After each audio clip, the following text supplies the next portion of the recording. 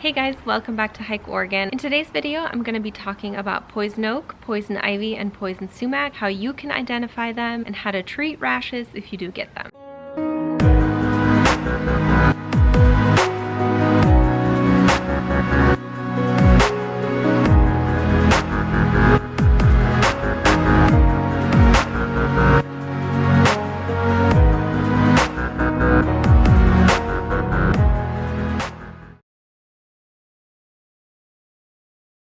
If you are new here, welcome. I make hiking and backpacking vlogs as well as gear reviews and general tips and tricks videos. If you're interested in content like that, click that red subscribe button and the notification bell so that you are notified every time I make a new video. And if you would like more content from me, head over to my Patreon, and for as little as $1, you will get 2 to 3 extra videos a month. First of all, I want to go over what poison oak, poison ivy, and poison sumac look like. Poison ivy is actually found in the majority of the US. Almond-shaped leaves, light to dark green, bright red in the fall, and they have grayish white berries. Poison oak is found in about half of the US. It has scalloped leaves, also 3 of them, bronze, bright green, red in the fall, and it also has greenish white or tan berries. And then poison sumac is generally found on the East Coast and down in Texas and Alabama, and they have compound leaves with 7 to 13 leaflets, yellowish green, red in the fall, small white or gray berries. So why are these plants something we have to watch out for when hiking and backpacking? They all produce a toxic resin called urushiol. And unfortunately, this is found in all parts of the plant. Many people think it's just on the leaves, or also if the plant is dead and the leaves fall off, it's no longer on there. That is not the case. It is found on all parts of the plant, even if the plant is dead. So once the urushiol comes into contact with your skin, it begins to bond within 10 to 20 minutes. And then the rash is your body's reaction to that. Contact with urushiol causes a rash in 3 out of 4 people, and you may start seeing a rash or feel slightly itchiness a few hours after contact, or sometimes it can be 3 to 5 days later. You're first going to probably feel a little bit of itchiness, a little bit of redness. What comes later is the blisters and the inflammation. The blisters have fluid in them and it can really hurt, and if left untreated, it can stay for 3 to 5 weeks. So unfortunately, there's no cure once you have a poison oak, poison ivy, or poison sumac rash, but you can relieve the symptoms by using some of these products I'm going to talk about today. So if you have a rash and you have the blisters, definitely do not pop the blisters. That's a big no-no. It can become really infected if you do that. If you come into contact with poison oak, poison ivy, or poison sumac, your clothing comes into contact, your dog comes into contact, maybe you're doing trail maintenance and you're clearing brush and your tools come into contact, the urushiol can stay on those items, the dog hair, your clothing, your tools, for up to a year if you do not wash it off. So that is something to keep in mind. If you do get a really bad reaction and you know that you came into contact with poison oak, poison ivy, or sumac, definitely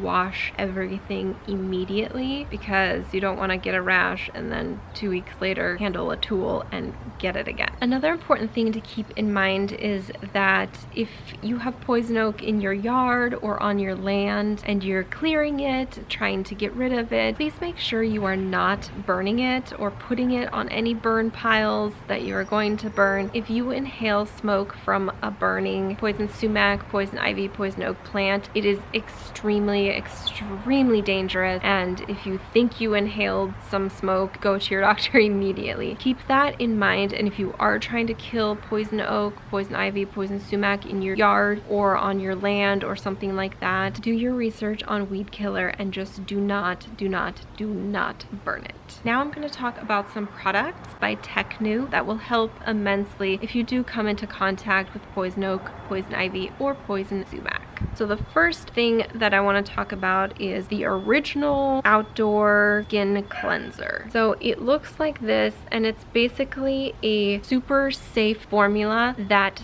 strips away the urushiol resin. It is safe to use on dogs, so if you have been hiking in an area that has a lot of poison oak and you're pretty sure your dog ran through some, give your dog a bath with this. Because it's on the dog's coat, they won't necessarily get a rash or anything, but like I said, the resin stays on their coat, and so every time you pet your dog, you could be getting poison oak or poison ivy. So make sure to give them a bath with this. You can wash your skin, your pets, your clothes, your tools, everything that may have come into contact with the resin, wash it off with this. I will insert a little demonstration clip here on how to use this. So it's best to use this within 8 hours of exposure, or obviously if you feel itchiness or start seeing a rash, you're gonna wanna use this right away. Make sure to shake this really well before using it, and then you are going to want to apply it to dry skin. If you think you hiked through or handled or anything like that, the poison oak, poison ivy, poison sumac, just go ahead and shower with this. Use it like a body wash. Make sure to, especially your limbs, anything that was really exposed, just wash that with this really well. Now, if you just got it on your arm or your hand, or you know you were exposed, or you start getting redness in a certain spot, like my friend did on the Rogue River Trail, she started seeing redness on her leg after we hiked through some poison oak, then you just wash with this in a specific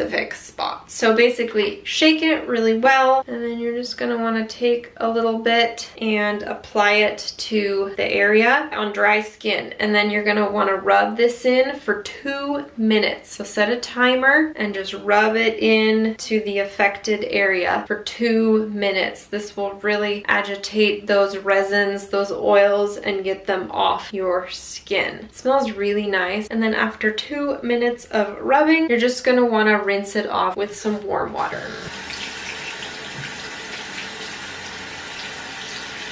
And then just pat the area dry with a towel. The warm water is really going to help get those oils off your skin as well. And that's how you wash with the Tecnu skin cleanser. It's really easy. The awesome thing about this cleanser is that Tecnu makes little one-time use packets of this, and those are really handy if you're going on a backpacking trip where any of these plants are prevalent. For example, the Rogue River Trail that I went on last year, there was poison oak everywhere. Like every hillside was covered. It was hard to find places to go pee off trail because literally poison oak bushes everywhere. There was spots along the trail where it was growing into the trail and you had to come into contact with it. There was no way to avoid it in some areas. My friend actually ended up getting a little bit of redness and itchiness on her leg. I think it was the second day of our trip, like the second afternoon, she began to realize it was a little itchy, and she used one of those one-time use packets of this, washed the area, and the redness was completely gone by morning. She actually didn't even get blisters or anything like that, which is great on a backpacking trip to have something where you can be preemptive, get rid of it before it blisters, because especially on a backpacking trip, you do not want blisters and sores because you're not very clean on a backpacking trip and it's easy for it to get infected. So next we have a scrub. It's a little more concentrated. It also has exfoliating beads in it. So this would be great to use on an area that you know has come into contact and you might see redness already starting. Exfoliate with this. This is not the same as this. This is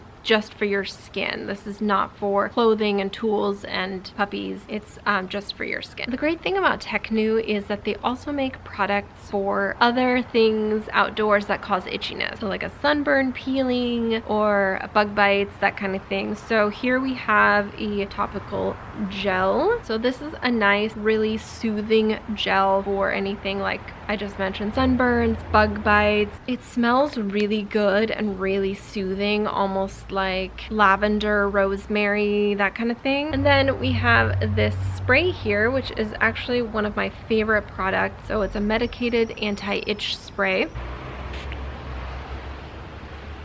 This also smells really good, really refreshing. This is really great if you have a rash from poison oak, poison ivy, poison sumac. Let's say you've already used the wash, but you're blistering really bad and it's just getting so tender. You don't want to use the wash again. If it's like that, that's what this is for. You can spray this on there, homeopathic. It will reduce the itching, the pain. It kind of dries out the oozing if your blisters are oozing. That's so gross.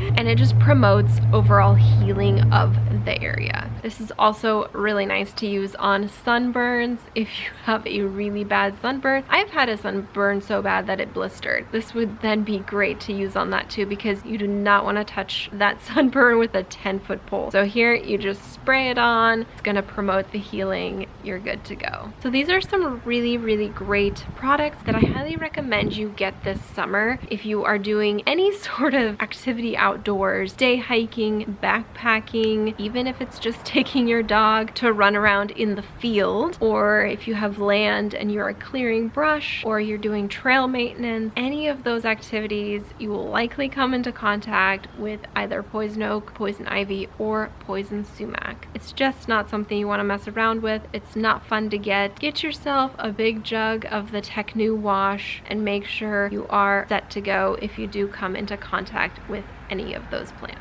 I will make sure to link all of these products down in the more info box below, as well as a corresponding article over on my website where you can read more about this. If you have any questions for me, go ahead and comment them down below and I will make sure to answer them. If you don't already, check me out over on Instagram. That's where I post pictures all of my recent hiking and backpacking adventures. And if you are interested in hiking and backpacking here in this amazing state of Oregon, check out my website, hikeoregon.net, and you'll find tons of information there. Thank you so much for watching this video, and I will catch you on the next adventure.